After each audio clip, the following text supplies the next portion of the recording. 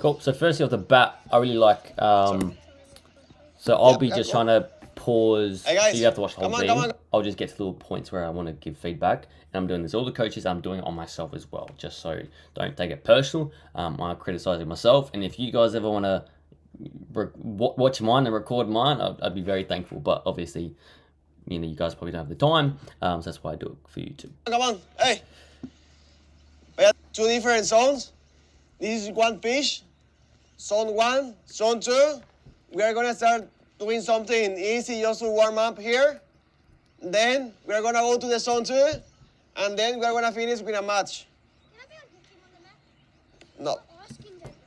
Okay, so I like how you straight away shut the kid down. No, that is really, really important. Otherwise, if you engage in it, it continues longer, it wastes time. So I like it just like, no. Let's gonna use this. And then you got to the next point.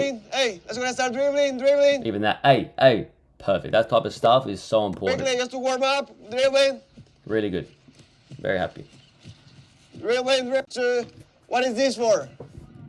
What is this for? So I love this. I love how you showed the movement and then asked the question saying, what's it for? Super good. It gets them trying to think about what they're trying to learn. And then they can tell their mom and dad. And at the end of your session, goes, hey, look, you know, depending on your topic, depending on what you learned, you try to remind them, what did we learn? What did we do? What's the point of this exercise? What's the point of that drill? And then hopefully by the end of it, they remember it and they can tell mum and dad. So really good. Definitely keep doing those types of skills and keep trying to ask questions and try to get things out of them. That brilliant. Very, very happy. Especially with the warm-ups, less just random dribbling, more give them an exercise to practice, do it for a bit, great. What's that for? Next one. Do a different exercise for a bit. All right, really, really good. First, you're right. Yeah, as well, really good that you're trying to really help them, trying to demonstrate their exercise. You want to do it? Helping the ones that are struggling, brilliant. Yep. Double thumbs up, perfect stuff. Show me. No. Hey, show me. That's good. And then. I also like this. That's good. You're show me. That's it. Using a loud voice, getting them to do it, amping up the intensity. The voice can really do that. If you're quiet, if you don't talk much, they often will just daydream. If you just really get onto, hey, look, let's go, show me, and again, then they'll start doing it more and more and doing it faster and better. So really, really good. What I would say here is, can we mix it up? Can we give variety? So even when it's dribbling, okay, only left foot, or only inside, outside, only rolling the ball, only toe taps forward, only inside foot forward. Try to give them each time something different to try and focus on. Otherwise, they're just going to jump around, run around, dribble around. So, okay, inside step overs. Now, when I say go, you can only use your left foot. Or when I say go, you can only roll the ball. And try to give them a lot of different things to learn and practice, rather than just doing one skill and then free dribbling, one skill, the same skill. Try to mix it up and keep giving them something to focus on and try to practice. They're not always going to do it. They're going to sometimes do their own thing, but give them something to practice and learn, and eventually they'll get better at doing it. Quick passes. Super small thing. It just makes life easier. Rather than saying doing 20 passes, go see how many passes you can do in 30 seconds, or see how many passes you can do in 1 minute, just so then what happens here, they do 20 passes before the other guys do 20 passes, and then they're standing and waiting saying, oh, we've already done 20 passes. Obviously you want them to keep going, so incentivize them to say, how many can you do in 1 minute, and then you have a stopwatch, or whenever your imaginary minute takes up, you go, great, cool, how many passes you get in 1 minute, or you can just ignore it and just go, cool, next thing that we're doing for the next minute, can we do in your next one where it's control with one foot, kick the other foot. Brilliant. I also love how you're doing in pairs. I hate the exercise where they're in big long lines and they get one pass every 10 seconds and then they're waiting in line again. Pair work is really, really good for this type of stuff. So positive, very, very positive. But yeah, set a time limit of how many passes they can do in a minute or whatever you want, rather than saying do 10 passes, do 20 passes, because then they're just going to stop after 20. Another thing, I like how individually helping people when you can, bring them in at the start or whatever, and really show them the technique, especially with beginners like this. It's like, okay, can we point our toes up really hard? Can we twist our leg out really nice and far and try to use that inside part of our foot? And when we kick, can we look to swing through the ball towards your partner? Wherever your leg goes is where the ball goes. So swing your leg straight through and aim for your partner with that leg. Give them things to focus on, rather than just saying no mistakes or just saying, make a good pass. Show them how, and as a group show them how, because and then you can work on kids individually, but give them starting points: toes up, inside foot, point your leg out and swing through to your partner. And that goes for anything, whether it's dribbling, whether it's 1v1, whether it's shooting. Try to break down the skill itself and then let them do it, and then you can help people individually. Your partner. So far, in regards to the drills, loving them. I love all the pair work because they're constantly getting lots and lots of touches. So really, really good. All these exercises are super good because they're all involved, active, all playing, not waiting in line. So really, really good. Similar to the passing exercise, before you move on, or even with anything, with any topic, with any exercise, try to give them actual cues so they can learn. Okay, well, how do I protect the ball? Okay, can I put my hand on their chest? Can I use the foot furthest away from the defender? Can I get side on? So these are some things to try to make sure, get them together, and when you demonstrate the exercise or even let them play, then show them how to learn it. Try to get them together and show, okay, when trying to defend the ball, can we have a hand on their chest? Can we get side on and try to create as much distance between the ball and the person? How can we do that, do you think? Okay, maybe do I use the foot that's closest to the defender to control it? Do I use the foot that's furthest away from the defender to control it? Do I have my arms up or down? Okay.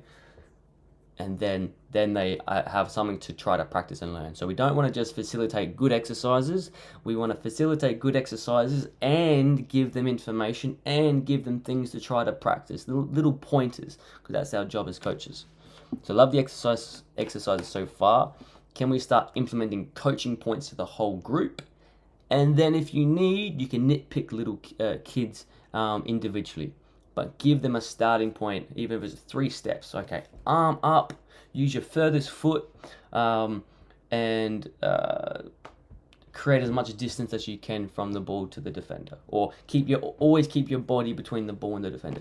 Give some cues, some steps for the players to try to practice, rather than just doing good exercises. Hey guys, look at this. Hey, stop. I really like how you get attention. Look at them. Hey, stop. Hey, yes. Guys. Hey, that sort of stuff's really good. Demand respect. Demand their attention. Super good.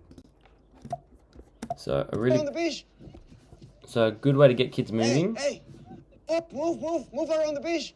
Move around the beach. Hey, move around the beach. Is just because it happens a lot. Yeah. Hey, move around the pitch. Hey, come on, let's go do it, Daniel, please. So a good way to make kids move around the pitch is setting up your session in a way. So you could split the pitch into quarters. So there's 1 zone, 2 zones, 3 zones, 4 zones. And you can say, hey guys, every time, and you can use flat markers or flat cones. Generally don't use big bulky cones that kind of make the pitch messy. And so you say, every time you pass a ball, you must run to a different square, a different zone of the pitch. Also, as they get better, you can say, hey, you can never be in the same... I'm here. You can never be in the same zone as your teammate. Score. So make sure we're not both in the same spots. One's in one zone, one's in another. When you pass, can you change to a different zone?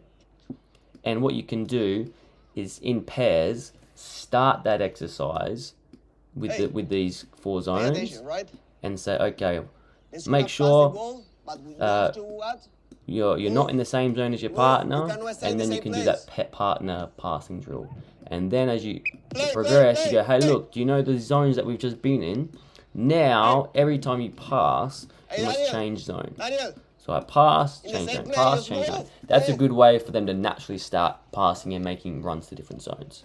And they also have to see where's the zones. But no issue. Hey, These are just things, especially as you want to try to advance the sessions and make them more complicated. Using markers, using zones, using cones can be really good. But I love how you're encouraging them and you're trying to get them to move and you're using your voice to make them move. You can use your voice, but you can also use equipment and the setup of your session to get that message across. And all it takes is 3 dots one way, 3 dots the other way, just a few dots, pretty easy. Once again, love how you're demanding attention, demanding.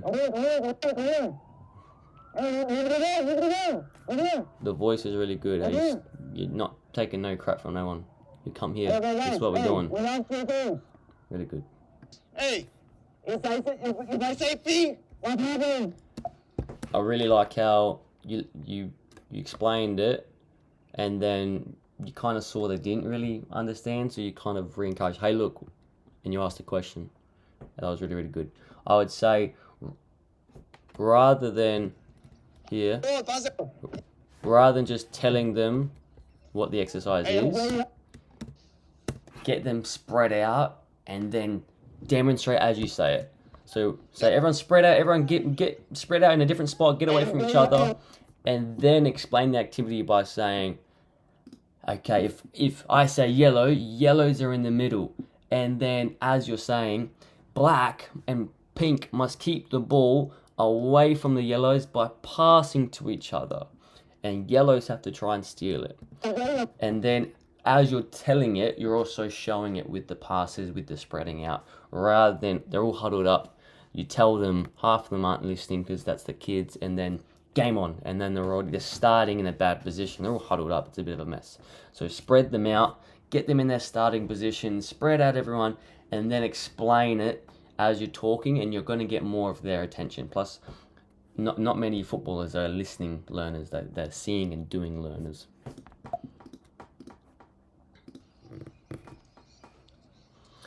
I like how you get engaged and play with the kids.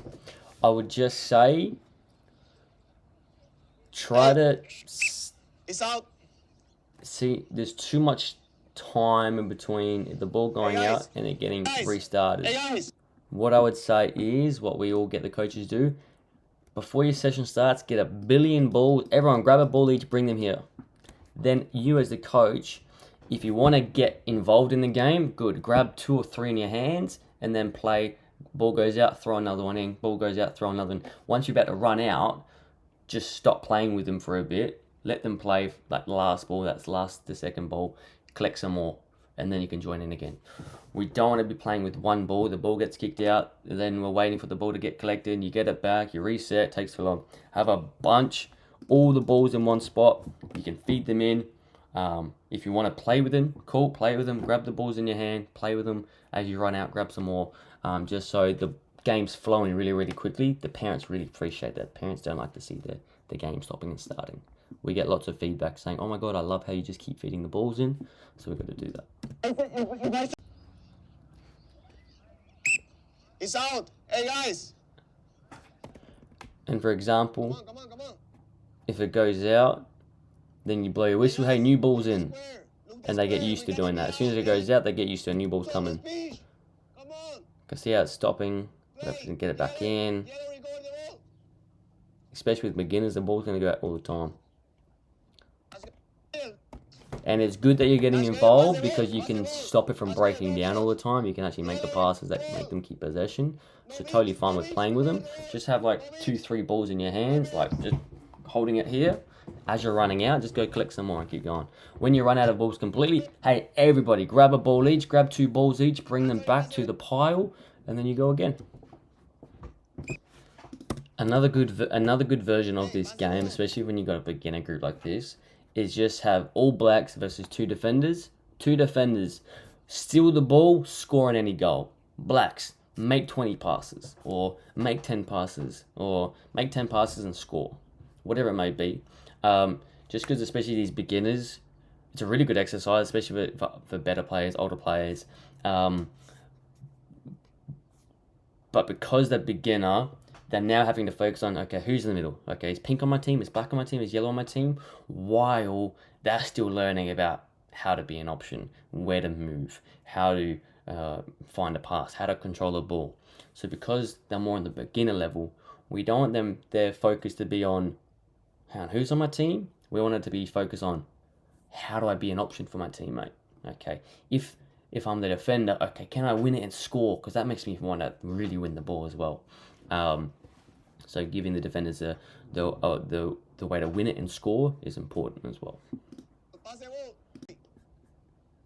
And see how it just keeps going out. They kick around, stopping, it takes too slow. Feed a new ball in. All the kids that are on the floor, once you feed a new ball in, they're going to get up and want to play anyway. So keep feeding balls in. That's probably the biggest takeaway here. If you feed a new ball in, he's probably going to get up and play. If he's really hurt, then you'll know. He wants to learn. He wants to learn. We are just joking, right? That's not good. Hey, you too.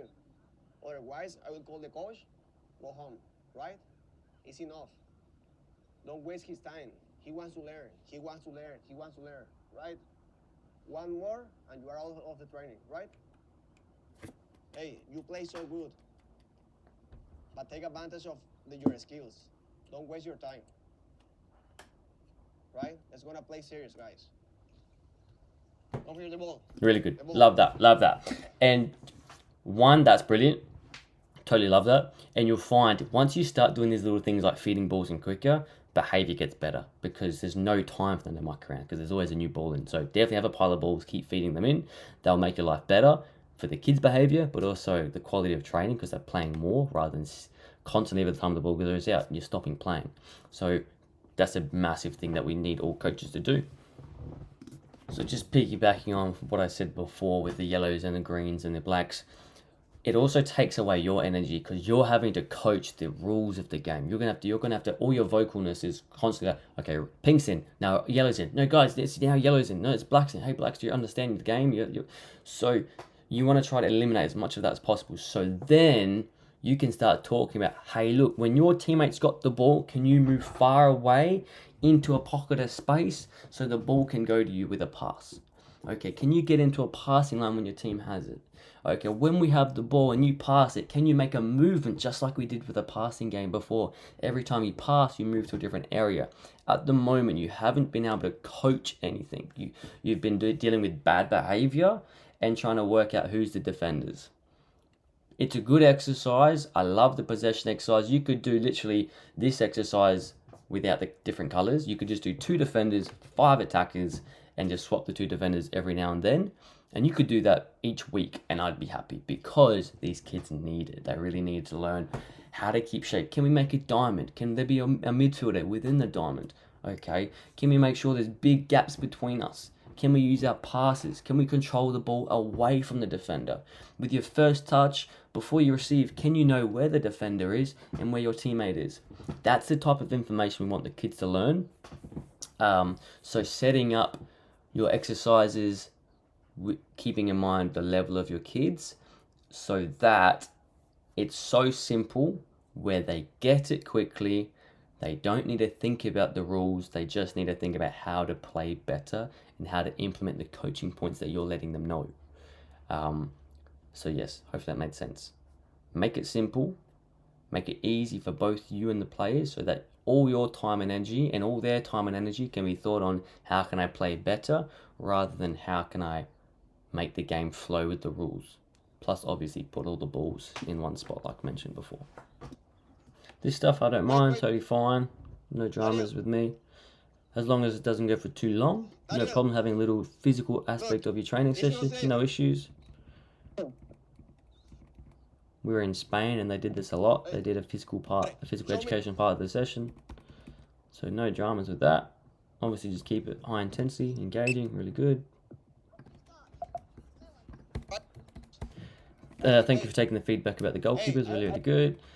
Just because the goals are too small and we don't want kids just hanging on the goals, sitting inside the goals. We want them out playing, everyone involved. So really... one of the moves that we learned today. Cool. Really good that you referred back to what you've learnt before. So implementing what we learnt into the game. One of the move, use the space, right? Get options. As the move. Hey, if you're gonna move, one of the moves that we learned today. So that's why it'd be cool if that previous exercise you spoke a lot about getting into that space. Where do you move? How do you make the pitch big? That type of stuff. So then in the game, hey guys, remember that the possession exercise, how I said, do this, do that, do this. So that's why it's really important to make sure your possession game's simple, so you can spend your time focusing on teaching rather than ensuring they're doing the game correctly. So far, really good. Once again, just make sure you have a pile of balls, some in your hand if you're playing. Otherwise, just stand on the side of the pitch and just feed balls in constantly. Rather than resetting, stopping. Something I like to do with beginners as well is having flat markers out. When the ball goes out, guys, go to your reset to your spots. As soon as the ball goes out, run to your spot. You put these little flat markers out depending on how many players. So then you can teach them about, hey, look, what shape do you think these dots are in? Okay, we have a diamond. We'll play in the middle maybe. So then they can learn, okay, hey guys, and then when you can say, hey, look, go back to your spots. Do you see how we're setting up at the moment? That's how I want you in the game. Nice and big, nice big diamond, maybe a midfielder in the middle. Can we make sure in the game we keep that shape? And then you can freeze it. Hey, look, guys, do you see we have the ball and we're all cuddled up? Are we in our big diamond? No, we're not in our big diamond. Okay, show me what our big diamond is, and you can teach them that. So we want to facilitate using equipment and using your session to go to make it easy to teach. So using little flat dots can really help. Yeah. It happens when you're playing soccer in a real. Also, with your games, try to, depending on what your topic was, if your topic was tricks and beating people in 1v1s, hey guys, if you beat someone and score, you get 2 goals, okay? Or if you beat someone and you mess up, they get a goal instantly, so be careful. Or more importantly for these group, it's about passes, control pass. Hey guys, if you make 5 passes and score, you get 5 goals, okay? If you make 2 passes and score, you get 2 goals. Or you have to make 3 passes before you score. Things like that to get them working on what you want them to do. For this group, a lot of possession games, a lot of rondos, 2 defenders versus 5 players, 6 players, that type of stuff, because this is what they really need. They need to learn how to keep possession of the ball. They need to learn how to make movements to be a passing option. They need to learn how to take touches away from defenders well. They need to learn how to pass the ball well. That's what they need. But yeah, try to eventually incentivize the passes, incentivize creating passes, rather than saying you have to pass the ball, or I'm going to steal the ball off you, which is fine. Hey, if you make 5 passes and score, you get 5 goals. So then they kind of want to do that. I like how you change the teams up. Presumably that might be because of either just to change it up or because teams were uneven.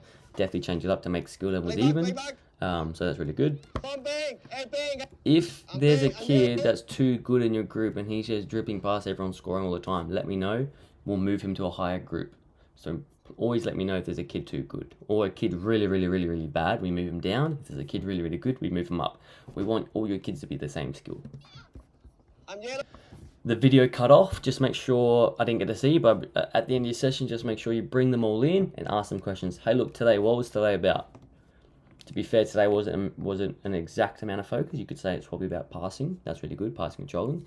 But make sure, ask that question, because depending on what they say, that gives you a good idea of did they really learn what I wanted them to learn? Did they learn that I wanted them to spread out? Did they learn that I want them to take their touch away from the defender?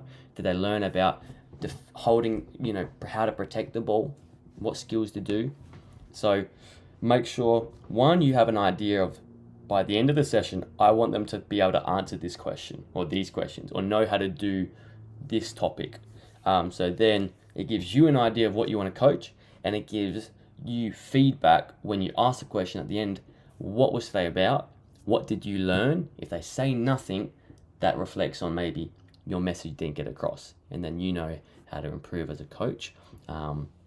Whether it's setting up your exercises differently, whether it's setting up your equipment differently so they understand pass, move, or whether it's changing what you say, giving them, stopping the game, stopping the exercise, teaching everyone together, hey guys, when we do this, I want to see that you do this, this, and that. Okay, when we're protecting the ball, can you use your furthest foot? Can you have your arm up? When we're passing the ball, can you make sure you swing your legs through the ball towards your teammate? And then make it a different movement. All these, you got a million things to teach. So that's why each session we need to make sure that we are teaching. Otherwise, they're going to fall behind. Thanks, Legend. Really, really good stuff.